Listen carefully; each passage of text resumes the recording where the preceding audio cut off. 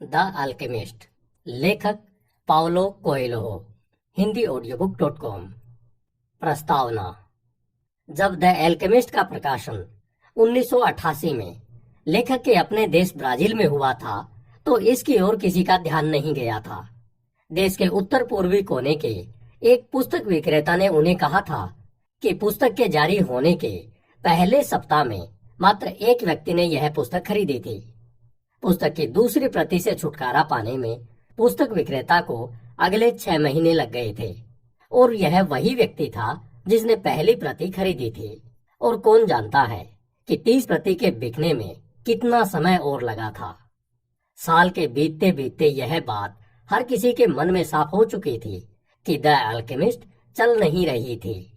लेखक के मूल प्रकाशक ने उनसे निजात पाने और उनका अनुबंध समाप्त कर देने का फैसला कर लिया था। उसने इस योजना से अपने हाथ झाड़ लिए और पुस्तक को लेखक के हवाले कर दिया। लेखक इस समय 41 साल के थे और पूरी तरह हताश थे, लेकिन उन्होंने इस पुस्तक के ऊपर से कभी अपनी आस्था नहीं खोई या इसको लेकर कभी भी उनके मन में कोई दुविधा नहीं हुई। क्यों? क्योंकि उसके भीतर वे स्वयं थे, उनका सर्वस्व, उनका हृदय और उनकी आत्मा। वे अपने ही रूपक को जी रहे थे।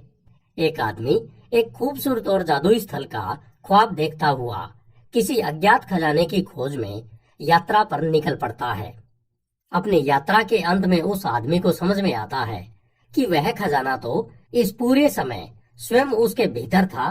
लेखक अपने निजी किंवदंती का अनुसरण कर रहे थे और लिखने की क्षमता ही उनका खजाना था और वे इस खजाने को दुनिया के साथ बांटना चाहते थे। जैसा कि उन्होंने द अल्केमिस्ट में लिखा है, जब आप किसी चीज की आकांक्षा करते हैं तो सारा संसार चुपचाप ढंग से आपकी मदद करता है। उन्होंने दूसरे प्रकाशकों के दरवाजे खटखटाने शुरू किए। एक दरवाजा खुला और उसके दूसरी ओर खड़े प्रकाशक ने उनसे और उनकी पुस्तक में विश्वास जताया और वह द अल्केमिस्ट को एक और मौका देने पर राजी हुआ। धीरे धीरे एक जबान से दूसरी जबान तक खबर फैलती गई और अंततः पुस्तक बिकने लगी। 3000, फिर 6000, 10,000, एक एक करके धीरे धीरे पूरे साल भर के भीतर उसकी बिक्री बढ़ती गई।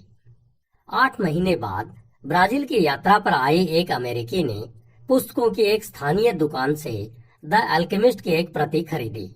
वह इस पुस्तक का अनुवाद करना चाहता था और उसके लिए अमेरिका में कोई प्रकाशक ढूंढने में लेखक की मदद करना चाहता था। हार्पर कॉलिंस इसे अमेरिकी पाठक वर्ग तक पहुंचाने पर सहमत हुआ। उसने इसे धूमधाम से प्रकाशित किया। न्यूयॉर्क टाइम्स तथा प्रभावशाली पत्रिकाओं में विज्ञापन, रेडियो और टेलीविजन पर इंटरव्यू। तब भी पुस्तक की बिक्री में कुछ वक्त लगा। वह जबान दर जबान चर्चा के रास्ते उसी तरह अपने पाठकों तक पहुंची जैसे ब्राजील में पहुंची थी। और फिर एक दिन बिल क्लिंटन की एक तस्वीर छपी जिसमें वे इस पुस्तक की प्रति हाथ में लिए व्हाइट हाउस से निकलते दिख रहे थे।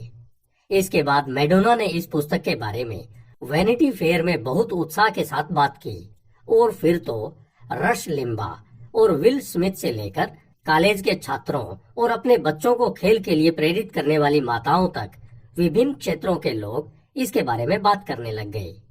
द अल्केमिस्ट एक स्वतः स्फूर्त और जीती जागती घटना बन गई। पुस्तक न्यूयॉर्क टाइम्स की सर्वाधिक बिकने वाली पुस्तकों की फहरिस्त में शामिल हो गई, जो कि किसी भी लेखक के लिए एक कीर्तिमान होता है।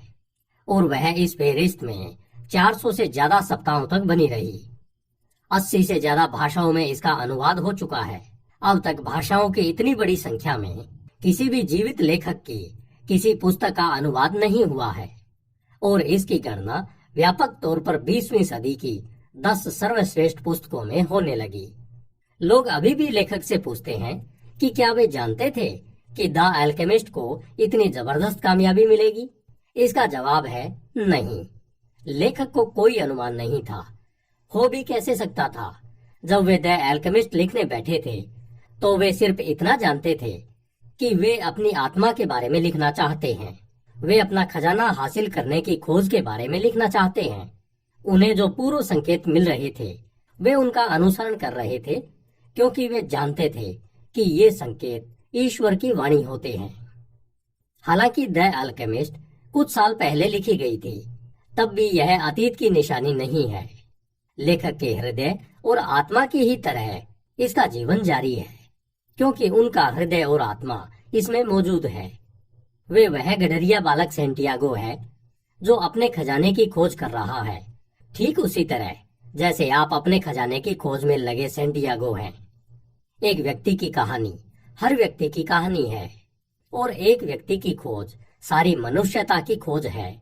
यही उनके इस विश्वास की वजह है कि द अल्केमिस्ट इतने वर्षों बाद भी सारी दुनिया की विभिन्न संस्कृतियों के लोगों के भीतर अपनी अनुगूंज बनाए हुए है, उनको समान रूप से बिना किसी पूर्वाग्रह के भावनात्मक और आत्मिक स्तरों पर छू रही है। लेखक द अल्केमिस्ट को नियमित रूप से बार बार पढ़ते हैं और हर बार उन्हें वैसी ही अनुभूति होती है जैसी तब हुई थी जब उन्होंने इसे लिखा था, और वे इससे क्या महसूस करते हैं वो आपको बताना चाहते हैं। वे सुख महसूस करते हैं क्योंकि यह उनका सर्वस्व है, और इसी के साथ साथ यह आपका भी सर्वस्व है। वे सुख महसूस करते हैं क्योंकि वे जानते हैं कि वे अकेले नहीं पढ़ सकते। वे जहां भी जाते हैं लोग उन्हें समझते हैं, वे उनकी आत्मा को समझते हैं। इससे उन्हें उम्मीद मिलती रहती है।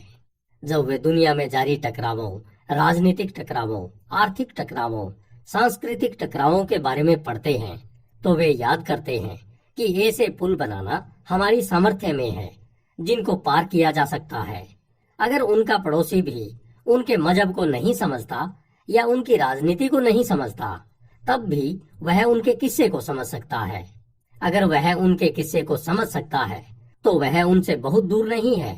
पुल बनाना हमेशा उनकी सामर्थ्य में है। सामंजस्य बैठाने का अवसर हमेशा मौजूद है। इस बात का अवसर कि एक दिन वे उसके साथ मेज पर बैठेंगे और टकरावों के उनके इतिहास को खत्म कर देंगे, और उस दिन वह उन्हें अपना किस्सा सुनाएगा और आपको वे अपना किस्सा सुनाएंगे। प्रवेश hindiaudiobook.com। अल्केमिस्ट ने एक पुस्तक उठाई जो कारवां के किसी व्यक्ति ने खरीदी थी। उसके पन्ने पलटते हुए उसे उसमें नार्सिसस के बारे में एक किस्सा मिला। कीमियागार को नार्सिसस की कहानी के बारे में मालूम था। वह अपनी ही सुंदरता को गौर से देखने के लिए रोज एक सरोवर के तट पर झुककर उसमें झांका करता था। वह अपने आप से इस कदर मोहित हुआ कि एक सुबह वह उस सरोवर में जा गिरा और डूब गया। जिस जगह पर वह गिरा था वहां वह फूल पैदा हुआ जिसे नार्सिसस कहा जाता है। लेकिन लेखक ने अपना किस्सा इस तरह समाप्त नहीं किया था। उसका कहना था कि जब नार्सिसस मर गया तो वन देवियां वहां प्रकट हुई और उन्होंने पाया कि वह सरोवर जो हमेशा मीठे पानी से भरा रहता था खारे आंसुओं के सरोवर में बदल चुका था। तुम क्यों रोते हो? देवियों ने पूछा। मैं नार्सिसस के लिए रोता हूँ, सरोवर ने जवाब दिया। आह, यह आश्चर्य की बात नहीं कि तुम नार्सिसस के लिए रोते हो, उन्होंने कहा, क्योंकि हम जंगल में हमेशा उसका पीछा करते रहते थे, लेकिन तुम अकेले थे जो उसकी सुंदरता को इतने करीब से निहार सके। लेकिन क्या नार्सिसस सुंदर था? सरोवर से पूछा। यह बात तुमसे बेहतर कौन जानता है? देवियों ने विस्मित होकर कहा। आखिरकार ये तुम्हारे ही तो तट थे जहां वह हर रोज झुककर खुद को निहारा करता था। सरोवर कुछ देर खामोश रहा। अंत में उसने कहा, मैं नार्सिसस के लिए रोता जरूर हूँ, लेकिन मैंने इस पर कभी ध्यान नहीं दिया था कि नार्सिसस सुंदर था। मैं इसलिए रोता हूँ क्योंकि जब भी वह मेरे तटों पर झुकता था तो उसकी आंखों की गहराई में खुद मेरी सुंदरता प्रतिबिंबित होती थी। क्या खूबसूरत किस्सा है, कीमियागार ने सोचा। द अल्केमिस्ट भाग 1 hindiaudiobook.com। लड़के का नाम सेंटियागो था। जब वह अपनी भेड़ों के झुंड के साथ उस वीरान गिरजाघर में पहुंचा तब शाम ढल रही थी। गिरजाघर की छत बहुत पहले कभी गिर चुकी थी और जिस स्थान पर कभी प्रार्थना सामग्री का कक्ष हुआ करता था वहां अब चिनार का एक विशाल दरख्त उग गया था। उसने वहीं पर रात बिताने का फैसला किया। उसने टूटे दरवाजे से सारी भेड़ों को अंदर किया और उसके बाद वहां लकड़ी के कुछ लट्ठों से एक बाड़ तैयार कर दी ताकि रात में भेड़ें बाहर निकलकर यहाँ वहां न भटकने पाएं। वैसे उस इलाके में भेड़िए तो नहीं थे, लेकिन एक बार रात में एक भेड़ बाहर कहीं जा भटकी थी और लड़के को अगला पूरा दिन उसको तलाशते हुए बर्बाद करना पड़ा था। उसने अपनी जैकेट से फर्श को बुहारा और जो पुस्तक उसने अभी अभी पढ़कर समाप्त की थी उसे तकिए की तरह इस्तेमाल कर लेट गया। उसने मन ही मन कहा कि अब से मुझे मोटी किताबें पढ़नी होंगी, क्योंकि वे लंबे समय तक चलती हैं और उनके तकिए भी ज्यादा आरामदेह होते हैं। अभी अंधेरा ही था जब उसकी नींद खुली और जब उसने ऊपर की ओर देखा तो उसे टूटी हुई छत के पार तारे दिखाई दिए। मुझे कुछ देर और सोते रहना चाहिए था, उसने सोचा। उसने रात में वही सपना एक बार फिर देखा था जो एक हफ्ते पहले देखा था, और एक बार फिर वही हुआ था कि सपना पूरा होने से पहले ही उसकी नींद खुल गई थी। वह उठा और अपनी लाठी लेकर उन भेड़ों को जगाने लगा जो अभी भी सोई हुई थी। उसने देखा कि उसके जागते ही उसके ज्यादातर जानवर भी हिलने डुलने लगे थे, मानो कोई रहस्यमयी शक्ति थी जिसने उसके जीवन को उन भेड़ों के जीवन से बांध रखा था, जिसके साथ वह पिछले 2 वर्ष गुजार चुका था और भोजन पानी की तलाश में उनको इस गांव से उस गांव तक ले जाता रहता था। उनको मेरी इस कदर आदत पड़ चुकी है कि अब वे समझने लगी है कि मैं कब क्या करता हूँ, वह बुदबुदाया। इस बारे में कुछ पल सोचने के बाद उसे लगा कि बात इसके उलट भी हो सकती है कि वह खुद ही उनकी दिनचर्या का आदी हो गया हो। लेकिन उनमें से कुछ भेड़ें ऐसी भी थी जिन्होंने जागने में थोड़ा ज्यादा वक्त लिया। उसने एक एक कर उनको अपनी लाठी से कोसते हुए उनका नाम लेकर पुकारा। उसका हमेशा से यह विश्वास रहा था कि वह जो कुछ भी कहता है भेड़ें उसे समझ लेती हैं। इसलिए ऐसे वक्त भी आते रहे थे जब किसी पुस्तक को पढ़ते हुए उसे उसके जो हिस्से बहुत प्रभावित करते थे वे हिस्से वह भेड़ों को पढ़कर सुनाया करता था, या ऐसे वक्त जब वह उनको चरागाहों में जीवन गुजारते गडरियों के अकेलेपन या खुशियों के बारे में बताता था। कभी कभी वह उनके सामने उन चीजों पर टिप्पणियां भी किया करता था जो उसने उन गांव में देखी होती थी जहां से वे गुजर रहे थे। लेकिन पिछले कुछ दिनों से वह उनसे सिर्फ एक ही बात करता रहता था, एक लड़की के बारे में जो उस गांव के एक दुकानदार की बेटी थी जहां वे 4 दिन बाद पहुंचने वाले थे। उस गांव में वह एक ही बार गया था पिछले साल। वह दुकानदार कपड़ों की एक दुकान का मालिक था और वह हमेशा कहा करता था कि भेड़ों का ऊन उसी के सामने काटा जाए ताकि किसी तरह की कोई धोखाधड़ी न हो। उसके एक दोस्त ने उसे उस दुकान के बारे में बताया था और वह भेड़ों को लेकर वहां गया था। मैं कुछ ऊन बेचना चाहता हूँ, लड़के ने दुकानदार से कहा। दुकान में ग्राहकों की भीड़ थी, इसलिए दुकानदार ने गडरिये से दोपहर बाद तक इंतजार करने को कहा।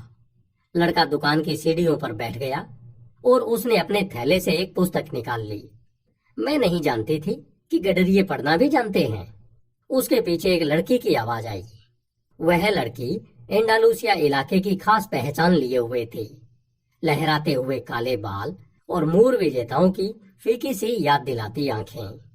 हाँ, वैसे मैं पुस्तकों से ज्यादा अपनी भेड़ों से सीखता हूँ, उसने जवाब दिया। उनके बीच 2 घंटे तक बातचीत होती रही, जिस दौरान लड़की ने बताया कि वह उस दुकानदार की बेटी है। उसने गांव के जीवन के बारे में बताया कि वहां हर दिन एक जैसा होता है। गडरिये ने उसे एंडालुसिया के देहातों के बारे में बताया और उन कस्बों की खबरें सुनाई जहां रुकता हुआ वह आया था। वह अभी तक भेड़ों से बतियाता आया था, इसलिए यह वार्तालाप एक सुखद बदलाव था। तुमने पढ़ना कैसे सीखा? बातचीत के दौरान लड़की ने पूछा। जैसे हर कोई सीखता है, उसने कहा, स्कूल में। अच्छा, अगर तुम्हें पढ़ना आता है तो फिर तुम निरे गडरिये क्यों हो? जवाब में लड़का कुछ यूं बुदबुदाया जिससे वह उसके सवाल का जवाब टाल सकता। वह अच्छी तरह से जानता था कि लड़की उसकी बात कभी नहीं समझ पाएगी। उसने अपनी यात्राओं के किस्से जारी रखे और लड़की खौफ और अचरज से अपनी भूरी आंखें फाड़े उसकी बातें सुनती रही। जैसे जैसे समय बीतता गया, लड़के ने पाया कि वह कामना कर रहा था कि काश वह दिन कभी न बीते। लड़की का बाप उसी तरह व्यस्त बना रहे और उससे 3 दिन तक इंतजार कराता रहे। उसने पाया कि वह कुछ ऐसा अनुभव कर रहा था जैसा उसने उसके पहले कभी नहीं किया था। हमेशा हमेशा के लिए एक जगह पर टिककर रहने की आकांक्षा।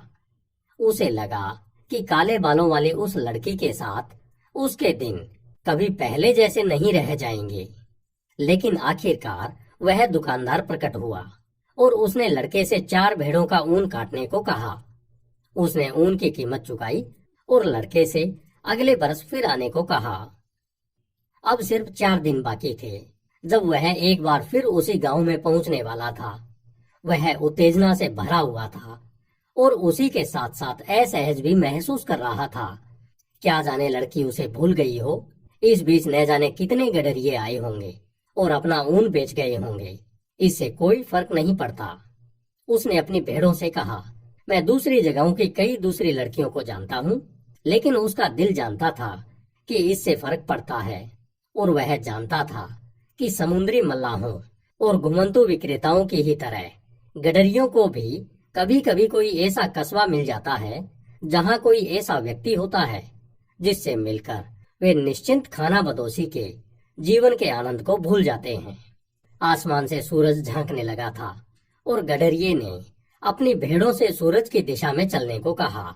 इनको कभी कोई फैसला नहीं लेना पड़ता। उसने सोचा, शायद यही वजह है कि वे हमेशा उसके करीब बनी रहती हैं। भेड़ों को तो सिर्फ भोजन और पानी से ही सरोकार था। जब तक लड़का एंडालूसिया में सबसे अच्छे चारागाह खोजने के काबिल बना रहेगा, वे उसकी दोस्त बनी रहेंगी। हाँ, उनके सब दिन समान होते थे। दिन उगने से लेकर दिन डूबने तक वही अंतहीन जैसा लगता समय। और उन्होंने अपने जीवन में कभी कोई पुस्तक ही नहीं पढ़ी थी। और जब लड़का उनको शहर के दर्शनीय स्थलों के बारे में कुछ बताता था तो उनको कुछ भी समझ में नहीं आता था।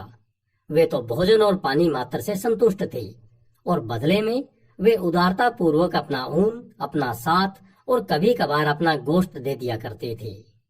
लड़के ने सोचा, अगर मैं आज एक दैत्य बन जाता और उन्हें एक एक कर मार डालने का फैसला कर लेता तो उनको तभी इस बात का एहसास होता जब ज्यादातर रेवड़ को काट डाला गया होता। वे मुझ पर भरोसा करती हैं और वे भूल चुकी हैं कि उनको किस तरह अपनी सहज बुद्धि पर भरोसा करना चाहिए, क्योंकि मैं ही उनका भरण पोषण करता हूँ। लड़के को अपने इन ख्यालों पर आश्चर्य हुआ। उसने सोचा, हो सकता है कि उस मंदिर और उसके अंदर उगे चिनार पर कोई भूत सवार हो। उसी की वजह से उसको वह सपना दोबारा दिखा हो और उसी की वजह से उसे अपने इन वफादार साथियों पर गुस्सा आ रहा हो। उसने वह थोड़ी सी वाइन पी जो पिछली रात के भोजन के बाद बची रह गई थी और फिर अपनी जैकेट को अपने शरीर के और करीब खींच लिया। वह जानता था कि अब से कुछ ही घंटे बाद जब सूरज सिर पर आ चुका होगा तब गर्मी इतनी बढ़ चुकी होगी कि उसे अपने रेवड़ को मैदानों से हाँक कर ले जाना मुश्किल हो जाएगा। वह गर्मियों के दिन का वह वक्त होता था जब सारा का सारा स्पेन सो जाता था। गर्मी रात होने तक बनी रहती थी और उसे पूरे समय अपनी जैकेट को ढोना पड़ता था। लेकिन जब उसके मन में उसके बोझ को लेकर शिकायत का भाव पैदा हुआ तो उसने याद किया कि यह जैकेट ही थी जिसकी वजह से वह भोर की ठंड का सामना कर पाता था। हमें बदलाव के लिए तैयार रहना जरूरी है, उसने सोचा और उसके मन में जैकेट के वजन और गर्माहट के प्रति कृतज्ञता उमड़ आई। जैकेट का अपना एक उद्देश्य था और लड़के का भी अपना एक उद्देश्य था। उसके जीवन का उद्देश्य यात्रा करना था और एंडालूसिया के इलाके में 2 साल तक सफर करने के बाद वह उस इलाके के सारे शहरों से वाकिफ हो चुका था। उसकी योजना थी कि इस यात्रा के दौरान वह उस लड़की को समझाएगा कि किस तरह एक साधारण गडरिया जानता है कि पढ़ना कैसे सीखा जा सकता है। वह उसे बताएगा कि उसने 16 साल की उम्र तक पाठशाला में पढ़ाई की थी। उसके माँ बाप चाहते थे कि वह पुजारी बनता और इस तरह एक साधारण किसान परिवार के गौरव का स्रोत बनता। वे महज भोजन और पानी जुटाने की खातिर कड़ी मेहनत करते थे, जैसे ये भेड़ें करती हैं। उसने लैटिन, स्पेनिश और धर्मशास्त्र की पढ़ाई की थी, लेकिन बचपन से ही उसकी ख्वाहिश दुनिया को जानने की रही थी, और यह ईश्वर के बारे में जानने तथा आदमी के पापों को समझने से ज्यादा महत्वपूर्ण था। एक दोपहर जब वह अपने परिवार से मिलने पहुंचा, तो उसने किसी तरह हिम्मत जुटाकर अपने पिता से कहा कि वह पुजारी नहीं बनना चाहता, वह यात्रा करना चाहता है। बेटा, तमाम दुनिया के लोग इस गांव से होकर गुजरे हैं, उसके पिता ने कहा। वे नई चीजों की खोज में आते हैं, लेकिन जब वे यहाँ से जा रहे होते हैं तो वे वैसे के वैसे बने रहते हैं जैसे पहले थे। वे किले को देखने पहाड़ पर चढ़ते हैं और वे अंत में यही सोचते हैं कि गुजरा जमाना आज के जमाने से बेहतर था। भले ही उनके बाल भूरे हों या चमड़ी काली हो, लेकिन वे बुनियादी तौर पर होते वैसे ही हैं जैसे यहाँ के लोग हैं। लेकिन मैं कस्बों में जाकर वहाँ के वे टीले देखना चाहता हूँ जिनमें लोग रहते हैं, लड़के ने समझाया। वे लोग जब हमारे गांव देखते हैं तो कहते हैं कि वे यहाँ हमेशा के लिए बस जाना चाहते हैं। उसके पिता ने अपनी बात जारी रखी।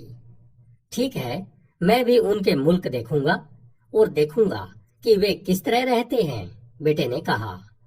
जो लोग यहाँ आते हैं उनके पास ढेर सारा पैसा होता है, इसलिए वे यात्रा कर पाते हैं, उसके पिता ने कहा। हमारे बीच तो सिर्फ वही लोग यात्राएं करते हैं जो गडरिये होते हैं। तो ठीक है, मैं गडरिया ही बन जाऊंगा, उसके पिता ने फिर कुछ नहीं कहा। अगले दिन उसने बेटे के लिए एक बटुआ दिया जिसमें सोने के 3 प्राचीन स्पेनिश सिक्के थे। ये सिक्के मुझे एक दिन खेत में मिले थे। मैं चाहता था कि ये तुम्हें विरासत में मिले, लेकिन अब तुम इनसे अपनी भेड़ें खरीदना। जाओ चरागाहों में, लेकिन एक दिन आएगा जब तुम्हें समझ में आएगा कि हमारे गांव से अच्छी जगह कोई दूसरी नहीं है और हमारे यहाँ की स्त्रियों से सुंदर कोई स्त्री नहीं है। और उसने लड़के को आशीर्वाद दिया। लड़का स्वयं अपने पिता की आंखों में दुनिया का भ्रमण करने में सक्षम होने की आकांक्षा देख सकता था, एक ऐसी आकांक्षा जो अभी भी जीवित थी। बावजूद इसके कि उसके पिता पीने के लिए पानी, खाने के लिए भोजन और हर रात एक ही छप्पर तले सोने के बोझ तले वर्षों पहले उस आकांक्षा को दफन कर चुके थे। क्षितिज पर लालिमा छाई हुई थी और अचानक सूरज प्रकट हुआ। लड़के ने अपने पिता से हुई उस बातचीत के बारे में सोचा और खुश हुआ। इस बीच वह बहुत से किले देख चुका था और बहुत सी स्त्रियों से मिल चुका था, लेकिन उसकी बराबरी कोई नहीं कर सकती थी, जो उसके बाद से कई दिनों तक उसकी राह देखती थी। उसके पास एक जैकेट थी, एक पुस्तक थी जिसके बदले में वह दूसरी पुस्तक खरीद सकता था, और भेड़ों का एक झुंड था। लेकिन सबसे अहम बात यह थी कि वह हर दिन अपने सपने को जी पा रहा था। अगर वह एंडालूसिया के चरागाहों से तंग आ जाता तो वह अपनी भेड़ों को बेचकर समुद्र पर जा सकता था। जब वह समुद्रों से उब जाएगा तो तब तक वह दूसरे बहुत से नगरों, बहुत से स्त्रियों और सुखी होने के लिए दूसरे बहुत से अवसरों से वाकिफ हो चुका होगा।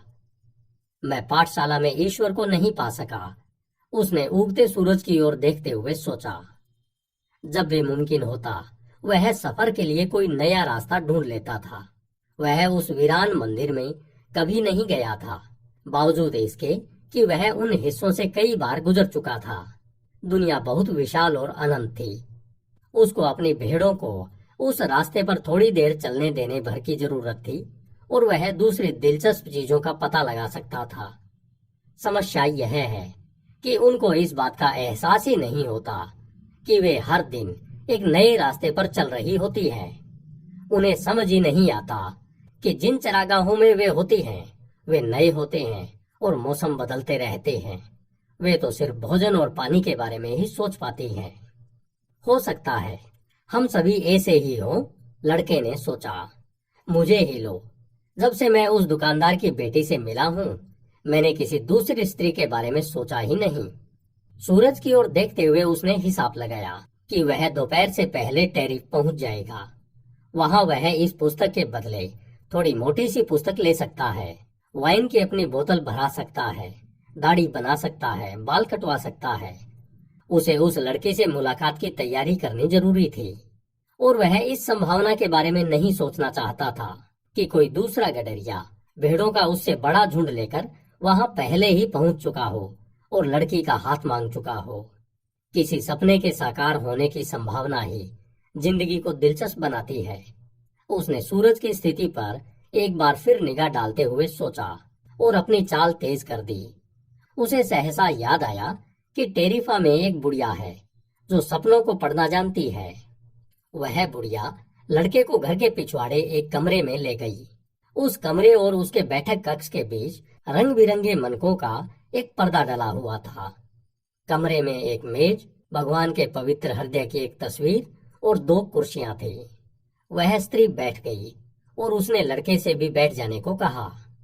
फिर उसने लड़के की दोनों हथेलियां अपने हाथों में थाम ली और धीमे स्वर में प्रार्थना करने लगी। वह किसी जिप्सी प्रार्थना की तरह लगती थी। लड़के को जिप्सियों का अनुभव था जो उसे रास्ते में मिलते रहे थे। वे भी यात्रा किया करते थे, लेकिन उनके साथ भेड़ें नहीं होती थी। लोगों का कहना था कि जिप्सी दूसरों को ठगकर अपना जीवन गुजारते हैं।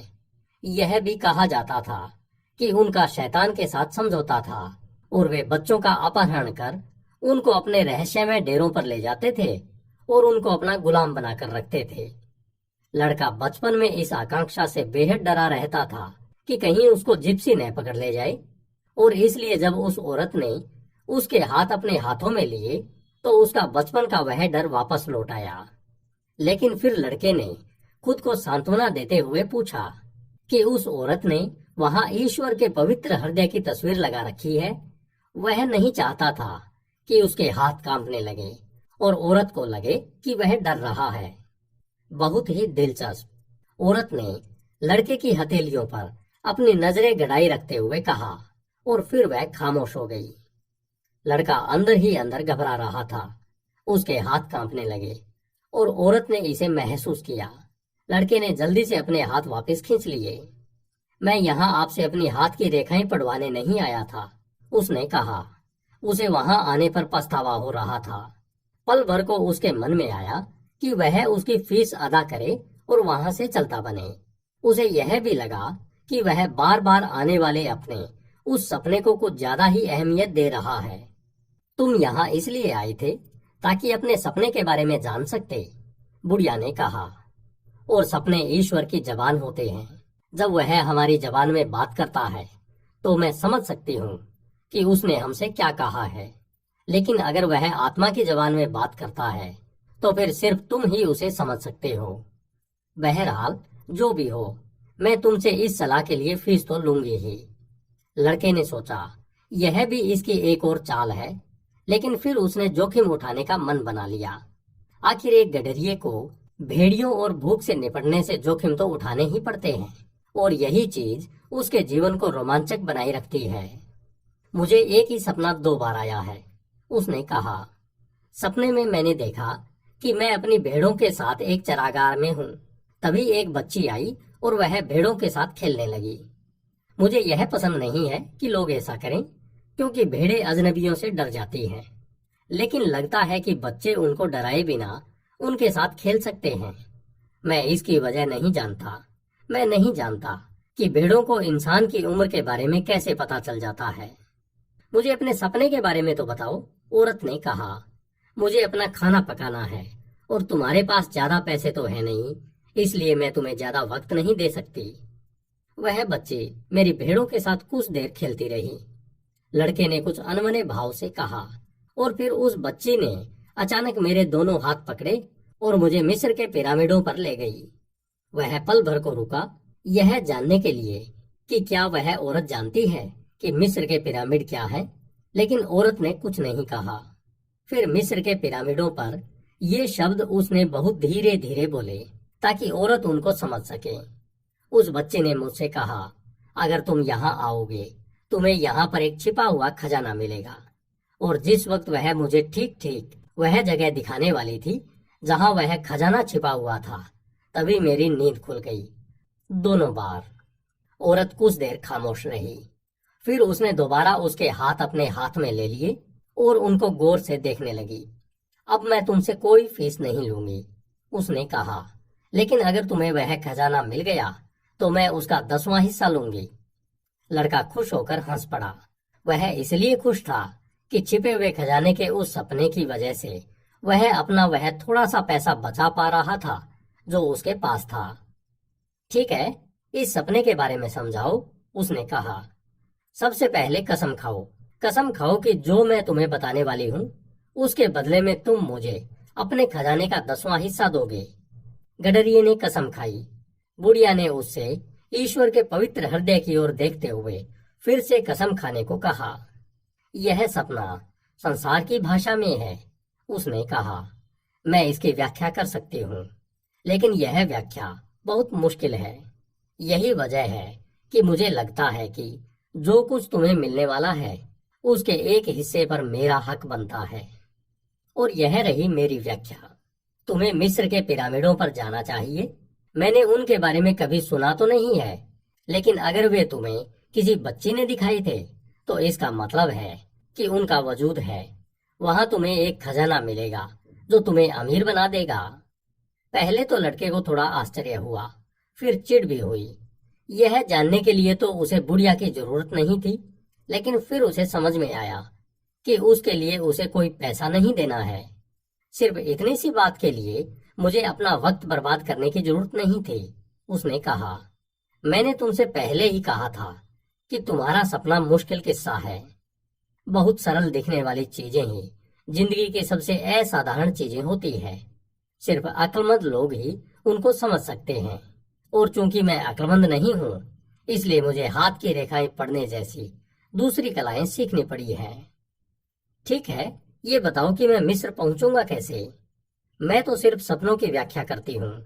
मैं उनको वास्तविकता में बदलना नहीं जानती, इसलिए मुझे अपना जीवन चलाने के लिए अपनी बेटियों पर निर्भर रहना पड़ता है।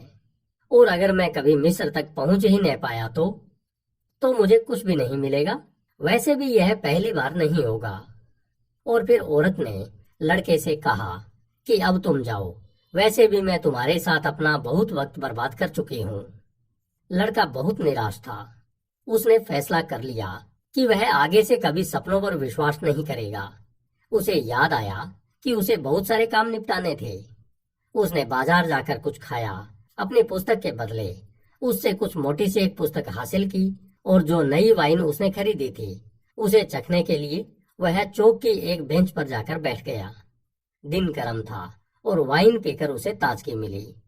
उसकी भेड़ें नगर के द्वार पर उसके एक दोस्त के तबेले में थी। लड़का इस नगर के बहुत से लोगों से परिचित था। इसी वजह से उसे यात्रा आकर्षित करती थी। वह हमेशा नए दोस्त बना लेता था और उनके साथ उसे अपना सारा वक्त भी नहीं गुजारना पड़ता था। जब किसी को उन्हीं लोगों को रोज रोज देखना पड़ता है, जैसा कि उसके साथ पाठशाला में हुआ करता था, तो वे लोग अंततः उस व्यक्ति की जिंदगी का हिस्सा बन जाते हैं और फिर वे उस व्यक्ति को बदलना चाहते हैं। अगर कोई व्यक्ति वैसा नहीं होता जैसा दूसरे लोग उसे देखना चाहते हैं, तो वे लोग उससे नाराज हो जाते हैं। लगता है कि हर व्यक्ति के दिमाग में स्पष्ट रूप से यह धारणा बैठी होती है कि दूसरे लोगों को अपना जीवन कैसे जीना चाहिए, लेकिन खुद उसे कैसा जीवन जीना चाहिए, यह बात वह नहीं जानता। उसने फैसला किया कि वह तब तक इंतजार करेगा जब तक कि सूरज और थोड़ा ढल नहीं जाता। इसके बाद ही वह अपने रेवड़ को लेकर मैदानों को पार करेगा। अब से 3 दिन बाद वह उस दुकानदार की बेटी के साथ होगा। वह पुस्तक पढ़ने लगा जो उसने खरीदी थी। पहले ही पन्ने पर उसमें एक अंतिम संस्कार का वर्णन किया गया था, और जो लोग उस अंतिम संस्कार में शामिल थे उनके नामों का उच्चारण करना बहुत मुश्किल था। उसने सोचा, अगर वह कभी कोई पुस्तक लिखेगा तो वह एक वक्त में एक ही व्यक्ति का वर्णन करेगा, ताकि पाठकों को ढेर सारे लोगों के नाम याद न रखने पड़े। जब वह अंततः उस चीज पर ध्यान एकाग्र कर सका जो वह पढ़ रहा था, तो उसे पुस्तक ज्यादा बेहतर लगने लगी। उस दिन बर्फ गिर रही थी जब शव को दफनाने का वह संस्कार किया जा रहा था, और इससे उसे सर्दी का जो एहसास हुआ वह उसको अच्छा लगा। वह अभी पढ़ ही रहा था कि तभी एक बूढ़ा आदमी आकर उसके बगल में बैठ गया और उससे बातचीत करने की कोशिश करने लगा। वे लोग क्या कर रहे हैं? बूढ़े ने चौक में मौजूद लोगों की ओर इशारा करते हुए पूछा, काम कर रहे हैं? लड़के ने बूढ़े को यह एहसास दिलाने की गरज से कि वह अपनी पुस्तक पर ध्यान देना चाहता है, रूखे ढंग से जवाब दिया। दरअसल वह दुकानदार की बेटी के सामने अपनी भेड़ों का ऊन काटने के बारे में सोच रहा था, ताकि लड़की देख सके कि वह मुश्किल काम कर सकता है। इस दृश्य की कल्पना वह पहले भी कई बार कर चुका है। उस दृश्य में वह हर बार जब भी लड़की को समझाता था कि भेड़ का ऊन पीछे से आगे की ओर काटना होता है, तो लड़की मंत्रमुग्ध होकर उसे देखने लगती थी। उसने कुछ अच्छे किस्से भी याद करने की कोशिश की, ताकि वह उन्हें ऊन काटते समय लड़की को सुना सके। इसमें से ज्यादातर किस्से उसने किताबों में पढ़े थे, लेकिन उसने सोचा कि वह उनको इस तरह पेश करेगा जैसे वे उसके निजी अनुभव हों। वह इस फर्क को कभी नहीं समझ पाएगी, क्योंकि उसे पढ़ना नहीं आता था। इस बीच वह बूढ़ा उसको बातचीत में लगाने की अपनी कोशिशें करता रहा। उसने लड़के से कहा कि वह थका हुआ है और प्यासा है, और फिर उसने लड़के की वाइन से एक चुस्की लेने की इच्छा जाहिर की। लड़के ने इस उम्मीद में अपनी बोतल बूढ़े के आगे कर दी कि इससे बूढ़ा उसे अकेला छोड़ देगा, लेकिन बूढ़ा बात करना चाहता था और उसने लड़के से उस पुस्तक के बारे में पूछा जो वह पढ़ रहा था। लड़के का मन कर रहा था कि वह रुखाई बरतते हुए किसी दूसरे बेंच पर चला जाए, लेकिन फिर उसे अपने पिता की यह सीख याद आई कि हमें बुजुर्गों की इज्जत करनी चाहिए। इसलिए उसने वह पुस्तक बूढ़े को पकड़ा दी। इसकी दो वजहें थी। पहली यह कि वह खुद नहीं जानता था कि पुस्तक के शीर्षक का उच्चारण कैसे करें, और दूसरी यह है कि अगर बूढ़े को पढ़ना नहीं आता होगा तो वह खुद ही ज्यादा शर्मिंदा होकर किसी दूसरी बेंच पर चला जाएगा। बूढ़े ने पुस्तक को हर तरफ से देखते हुए कहा, मानो वह कोई अजीबोगरीब चीज हो। यह एक महत्वपूर्ण पुस्तक है, लेकिन इसे पढ़कर वाकई खीज होती है। लड़के को झटका लगा। मतलब यह है कि बूढ़ा न केवल पढ़ना जानता था, बल्कि उस पुस्तक को भी वह पढ़ चुका था। और अगर पुस्तक खींच पैदा करने वाली थी, जैसा कि बूढ़े ने कहा था, तो लड़के के पास अभी भी मौका था कि वह उसकी जगह कोई दूसरी पुस्तक ले जाता। यह ऐसी पुस्तक है जो वही बात कहती है जिसे दुनिया की लगभग सभी पुस्तकें कहती है, बूढ़े ने कहा। यह पुस्तक बताती है कि लोग अपनी नियति का चयन खुद नहीं कर पाते, और पुस्तक अंततः यह कहती है कि हर कोई दुनिया के सबसे बड़े झूठ में विश्वास करता है। दुनिया का वह सबसे बड़ा झूठ क्या है? लड़के ने अचरज से भरकर पूछा। वह यह है, अपने जीवन के एक खास मकाम पर हमारा उस चीज पर कोई वश नहीं रह जाता जो हमारे साथ हो रहा होता है, और हमारी जिंदगियां नियत द्वारा नियंत्रित होने लगती है। यह दुनिया का सबसे बड़ा झूठ है। ऐसा तो मेरे साथ कभी नहीं हुआ, लड़के ने कहा। मेरे परिवार के लोग मुझे पुजारी बनाना चाहते थे, लेकिन मैंने गडरिया बनने का फैसला किया। ज्यादा अच्छा है, बूढ़े ने कहा, क्योंकि मुझे वाकई सफर करना अच्छा लगता है। यह जानता है कि मैं क्या सोच रहा हूँ, लड़के ने मन ही मन कहा। इस बीच बूढ़ा पुस्तक के पन्ने पलटने लगा। लगता था जैसे पुस्तक वापस करने का उसका कोई इरादा न हो। लड़के ने ध्यान दिया कि बूढ़े की पोशाक विचित्र थी।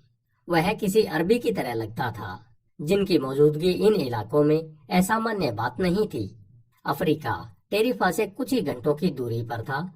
आपको नाव से संकरी खाड़ी को पार करने भर की जरूरत थी। अरबी इस शहर में अक्सर दिखाई दे जाते थे, खरीदारी करते हुए, और दिन में कई बार अपने विचित्र से प्रार्थनाएं करते हुए। आप कहाँ के रहने वाले हैं? लड़के ने पूछा। बहुत सी जगहों का तो कोई नहीं हो सकता है, लड़के ने कहा। मैं एक गडरिया हूँ और मैं बहुत सी जगहों पर गया हूँ, लेकिन मैं हूँ तो एक ही जगह का रहने वाला। वह शहर एक प्राचीन किले के पास है। मेरा जन्म वहीं हुआ था। तब ठीक है, हम कह सकते हैं कि मेरा जन्म सलेम में हुआ था। लड़का नहीं जानता था कि सलेम कहाँ है, लेकिन वह पूछना भी नहीं चाहता था, क्योंकि उसे डर था कि इससे वह अज्ञानी लगेगा। वह कुछ देर चौक के लोगों की ओर देखता रहा। वे यहाँ वहाँ आ जा रहे थे और सब के सब बहुत व्यस्त दिखाई दे रहे थे। अच्छा, तो सलेम है कैसा? उसने सुराग लेने की कोशिश की। वैसा ही है जैसा हमेशा से रहा है, कोई सुराग नहीं। लेकिन इतना वह जानता था कि सलेम एंडालुसिया में तो नहीं था। अगर होता तो उसने उसके बारे में जरूर सुना होता। और आप सलेम में करते क्या हैं? लड़का पीछे पड़ा रहा। मैं सलेम में क्या करता हूँ? बूढ़ा हंस पड़ा। दरअसल मैं सलेम का राजा हूँ। लोग अजीबोगरीब बात करते हैं, लड़के ने सोचा। कभी कभी लगता है कि भेड़ों के साथ रहना ही बेहतर है, जो कुछ भी नहीं करते। और उससे भी बेहतर है कि आप अकेले हो, बस आपकी पुस्तक भर आपके साथ हो। जब आपका मन उनके किस्से सुनने का होता है तो वे आपको अपने आश्चर्यजनक किस्से सुनाती है। लेकिन जब आप लोगों से बात करते हैं तो उनसे आपको ऐसी विचित्र चीजें सुनने को मिलती हैं कि आपको यह भी नहीं सूझता कि बातचीत कैसे जारी रखी जाए। मेरा नाम मेल्कीजेडेक है, बूढ़े ने कहा। तुम्हारे पास कितनी भेड़ें हैं? काफी, लड़के ने कहा। वह समझ रहा था कि बूढ़ा उसकी जिंदगी के बारे में और भी कुछ जानना चाहता था। तब तो यह एक समस्या है। अगर तुम्हें लगता है कि तुम्हारे पास काफी भेड़ें हैं तो मैं तुम्हारी कोई मदद नहीं कर सकता। लड़के को अब खीज होने लगी थी। वह तो कोई मदद मांग नहीं रहा था, यह तो खुद बूढ़ा था जिसने उससे उसकी वाइन पीने को मांगी थी और बातचीत शुरू की थी। मुझे मेरी पुस्तक दीजिए, लड़के ने कहा। मुझे जाना है, अपनी भेड़ों को इकट्ठा कर आगे की यात्रा पर निकलना है। बूढ़े ने कहा, मुझे अपनी भेड़ों का 10वां हिस्सा दे दो तो मैं तुम्हें बताऊंगा कि तुम छिपे हुए खजाने को कैसे हासिल कर सकते हो। लड़के को अपना ख्वाब याद आया और सहसा सारी स्थिति उसके सामने साफ हो गई। बुढ़िया ने उससे कोई पैसा नहीं लिया था, लेकिन यह बूढ़ा, जो मुमकिन है कि उसका पति हो, कोई ऐसा तरीका खोज रहा है कि वह एक ऐसी चीज के बारे में जानकारी देने के बदले ज्यादा पैसा ऐंठ सके जिस चीज का वजूद भी नहीं हो। यह बूढ़ा भी शायद जिप्सी है।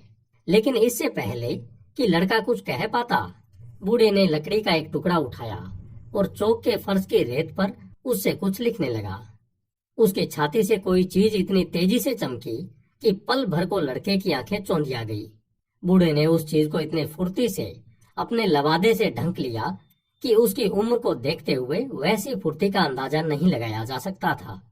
जब लड़का फिर से देख पाने की स्थिति में आया तो उसने वह पढ़ा जो बूढ़े ने रेत पर लिखा था। उस छोटे से शहर के चौक की रेत पर लड़के ने अपने पिता, अपनी माँ और अपनी पाठशाला के नाम लिखे देखे। वहां उसने दुकानदार की लड़की का वह नाम भी पढ़ा जो वह खुद नहीं जानता था, और ऐसा और भी कुछ पढ़ा जिसके बारे में उसने कभी किसी को बताया ही नहीं था। मैं सलेम का राजा हूँ, बूढ़े ने कहा था। आखिर एक राजा किसी गडरिये से बात क्यों करेगा? लड़के ने विस्मय और संकोच से पूछा। बहुत सी वजह हैं, लेकिन फिलहाल सबसे महत्वपूर्ण वजह यह है कि तुम अपनी नियति को खोजने में कामयाब रहे हो। लड़का नहीं जानता था कि व्यक्ति की नियति क्या होती है। वही जो तुम हमेशा से पाना चाह रहे थे। अपनी जवानी में हर कोई जानता है कि उसकी नियति क्या है। उसकी जिंदगी के उस मकाम पर सब कुछ साफ होता है और सब कुछ मुमकिन होता है। वे सपने देखने से नहीं डरते और न ही उस हर चीज की लालसा करने से डरते हैं जिसे वे अपनी जिंदगी में घटित होते देखना चाहते हैं। लेकिन जैसे जैसे समय बीतता जाता है, कोई रहस्यमय शक्ति उनके मन में यह विश्वास जगाना शुरू कर देती है कि अपनी नियति को पा पाना उनके लिए असंभव है। बूढ़े ने जो कुछ भी कहा था उसमें से कोई भी बात लड़के के खास पल्ले नहीं पड़ी थी, लेकिन वह उस रहस्यमय शक्ति के बारे में जरूर जानना चाहता था। जब वह सौदागर की लड़की को उसके बारे में बताएगा तो वह बहुत प्रभावित होगी। यह शक्ति लगती तो नकारात्मक है, लेकिन दरअसल वह तुम्हें अपने नियति तक पहुंचाने का रास्ता दिखाती है। वह तुम्हारे उत्साह और तुम्हारे संकल्प को मजबूत करती है, क्योंकि इस पृथ्वी का एक ही महान सत्य है, तुम जो भी कोई हो या तुम जो भी कुछ करते हो, जब तुम वास्तव में कुछ पाना चाहते हो तो इसलिए चाहते हो क्योंकि यह इच्छा इस कायनात की रूह से जन्मी होती है। उसे हासिल करना इस पृथ्वी पर तुम्हारी मुहिम में है, चाहे वह इच्छा यात्रा करने की ही क्यों न हो या कपड़ों के किसी व्यापारी की लड़की से शादी करने की ही क्यों न हो, हाँ, या खजाने की खोज ही क्यों न हो। इस कायनात की रूह लोगों के सुख से अपना पोषण प्राप्त करती है और उनके दुख, द्वेष और ईर्ष्या से भी अपनी नियति को हासिल कर लेना ही व्यक्ति की एकमात्र वास्तविक जिम्मेदारी है। सभी बातें एक जैसी है और जब आप कुछ चाहते हैं तो उसे हासिल करने में सारा संसार एकजुट होकर आपकी मदद करने लगता है। कुछ देर वे दोनों खामोश होकर चौक और वहां शहर के लोगों की गतिविधियां देखते रहे। फिर बूढ़े ने नए सिरे से बातचीत की पहल की। तुम भेड़े क्यों चराते हो? क्योंकि मुझे यात्रा करना अच्छा लगता है। बूढ़े ने डबल रोटी बेचने वाले एक आदमी की ओर इशारा किया जो चौक के एक सिरे पर अपनी दुकान में खड़ा था। वह आदमी भी अपने बचपन में यात्राएं करना चाहता था, लेकिन उसने अपनी बेकरी खोलकर कुछ पैसा जमा करने का फैसला किया। उसका इरादा है कि जब वह बूढ़ा हो जाएगा तो 1 महीना अफ्रीका में गुजारेगा। उसे कभी इस बात का एहसास नहीं हुआ कि लोग चाहें तो अपनी जिंदगी के किसी भी मकाम पर वह कर सकते हैं जिसका वे ख्वाब देखते हैं। उसे गडरिया बनने का फैसला करना चाहिए था, लड़के ने कहा। हाँ, उसने इस बारे में सोचा था, बूढ़े ने कहा। लेकिन बेकरी वालों की अहमियत गडरियों से ज्यादा होती है। बेकरी वालों के अपने घर होते हैं, जबकि गडरिये खुले में सोते हैं। माँ बाप अपने बच्चों की शादी गडरियों के बजाय बेकरी वालों से ही करना बेहतर समझेंगे। लड़के के मन में दुकानदार की बेटी का ख्याल आया तो उसके दिल में एक हुक उठी। उस लड़के के शहर में निश्चित ही कोई बेकर होगा। बूढ़े ने बात जारी रखी। अंततः गडरिया और बेकरों के बारे में लोगों के ख्याल उनकी अपनी नियति से ज्यादा अहम हो जाते हैं। बूढ़े ने पुस्तक के पन्ने पलटे और अचानक एक पन्ने पर रुककर वह उसे पढ़ने लगा। लड़के ने पहले तो इंतजार किया, लेकिन फिर उसने बूढ़े को ठीक उसी तरह टोक दिया जैसे बूढ़े ने उसे टोक दिया था। आप मुझसे यह सब क्यों पूछ रहे हैं? क्योंकि तुम अपनी नियति को हासिल करने की कोशिश कर रहे हो और तुम उस मकाम पर हो जब तुम यह सारी कोशिश रोक सकते हो, और इसी मकाम पर आप अचानक प्रकट हो जाते हैं। हमेशा इसी तरह नहीं होता है, लेकिन हाँ, मैं किसी न किसी रूप में प्रकट जरूर होता हूँ। कभी कभी मैं किसी समाधान या एक अच्छी सूझ की शक्ल में प्रकट होता हूँ, कभी किसी निर्णायक क्षण में स्थितियों को आसान बना देता हूँ, और भी कुछ मैं करता हूँ। लेकिन ज्यादातर मामलों में लोगों को इस बात का एहसास ही नहीं होता कि मैंने उनके लिए कुछ किया है। बूढ़े ने बताया कि पिछले हफ्ते उसे मजबूर होकर एक खनिक के सामने प्रकट होना पड़ा था और एक पत्थर की शक्ल अख्तियार करनी पड़ी थी। उस खनिक ने पन्ना को खोद निकालने की खातिर सब कुछ त्याग दिया था। 5 साल तक वह एक नदी पर काम करता रहा था और उसने पन्ना की तलाश में उस नदी के हजारों पत्थरों को उलट पलट डाला था। वह खनिक अपनी सारी कोशिशों को ठीक उस वक्त छोड़ने ही वाला था जब अगर वह मात्र एक और पत्थर को जांचता तो उसे उसका पन्ना मिल गया होता। चूंकि वह खनिक अपनी नियति की खातिर हर चीज की कुर्बानी दे चुका था, इसलिए बूढ़े ने उसमें भागीदारी करने का फैसला किया। उसने खुद को एक पत्थर में बदल लिया जो लुढ़कता हुआ उस खनिक के पैर के पास तक चला गया। खनिक के 5 साल व्यर्थ गए थे, जिससे वह इतना नाराज और कुंठित था कि उसने उस पत्थर को उठाकर एक तरफ फेंक दिया। लेकिन उसने उसको इतनी जोर से फेंका था कि जिस पत्थर से वह टकराया वह टूट गया और उस टूटे हुए पत्थर में संसार का सबसे सुंदर पन्ना फंसा हुआ था। लोग अपनी जिंदगी के शुरुआती वर्षों में ही अपने होने की वजह को समझ जाते हैं। बूढ़े ने एक खास तरह के तीखे लहजे में कहा। शायद इसलिए वे जल्दी ही कोशिश करना भी बंद कर देते हैं, लेकिन होता यही है। लड़के ने बूढ़े को याद दिलाया कि उसने छिपे हुए खजाने के बारे में कुछ कहा था। खजाना पानी के तेज बहाव से उजागर होता है और वही तेज बहाव उसे दफना देता है। बूढ़े ने कहा, अगर तुम अपने खजाने के बारे में जानना चाहते हो तो तुम्हें अपनी भेड़ों का 10वां हिस्सा मुझे देना होगा, और अगर मैं अपने खजाने का 10वां हिस्सा देने का वादा करूं तो? बूढ़े के चेहरे पर निराशा दिखाई दी। अगर तुम उस चीज को देने के वादे के साथ शुरू करोगे जो तुम्हारे पास अभी है ही नहीं, तो उस चीज को हासिल करने की दिशा में काम करने की तुम्हारी इच्छा ही नहीं रह जाएगी। लड़के ने उसे बताया कि वह तो खजाने का 10वां हिस्सा देने का वादा एक जिप्सी से पहले ही कर चुका है। जिप्सी लोग ऐसे वादे करने में माहिर होते हैं। बूढ़े ने गहरी सांस लेते हुए कहा, खैर, ये अच्छा है कि तुमने यह सीख लिया है कि जिंदगी में हर चीज के लिए एक कीमत